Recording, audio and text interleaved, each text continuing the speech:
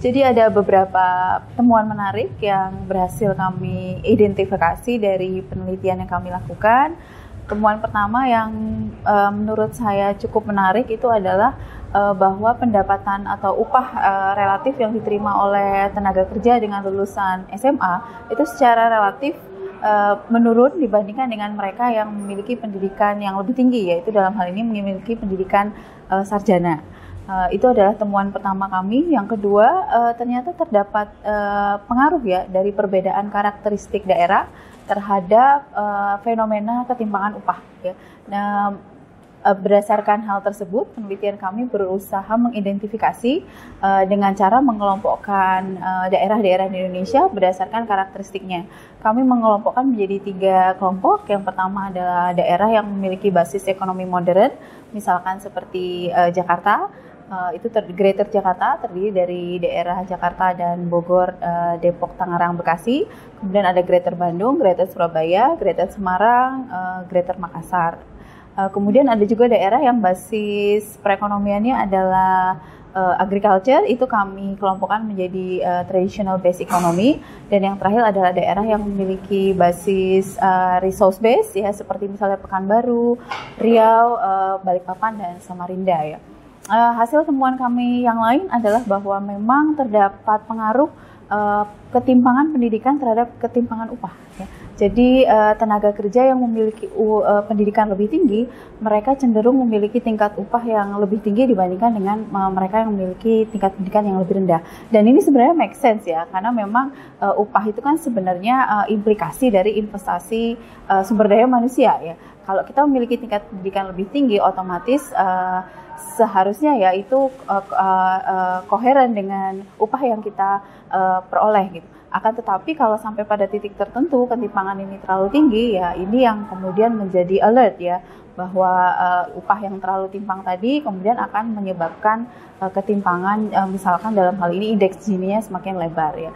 Jadi itu adalah beberapa temuan kami, tapi memang highlight yang paling penting adalah bahwa pendidikan itu memegang peranan yang penting dalam meningkatkan strata sosial seseorang ya, sehingga investasi dalam bidang human capital itu menjadi kunci.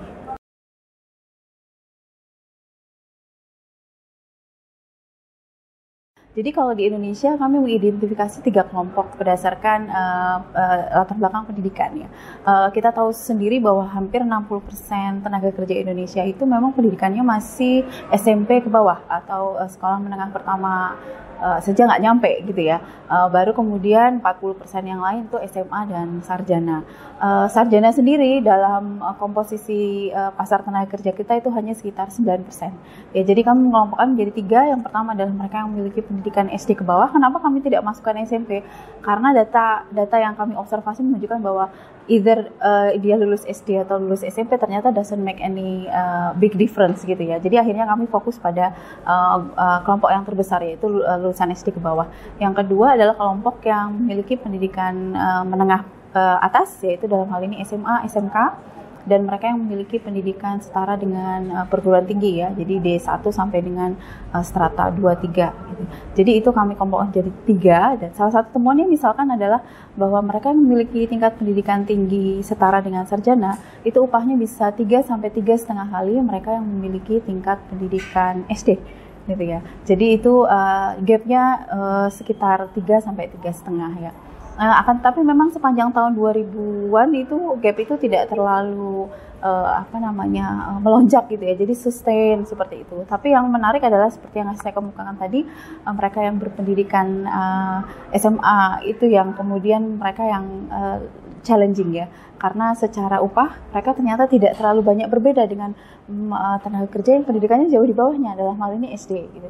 Sehingga berarti apa ini implikasinya adalah daya saing mereka, berarti skillnya mungkin juga is not really different dengan mereka yang pendidikannya rendah sekali, atau sudah oversupply, atau memang demand-nya yang lesu gitu ya, sehingga kemudian tingkat upahnya kok semakin turun ya relatif dibandingkan mereka yang memiliki tingkat pendidikan sarjana.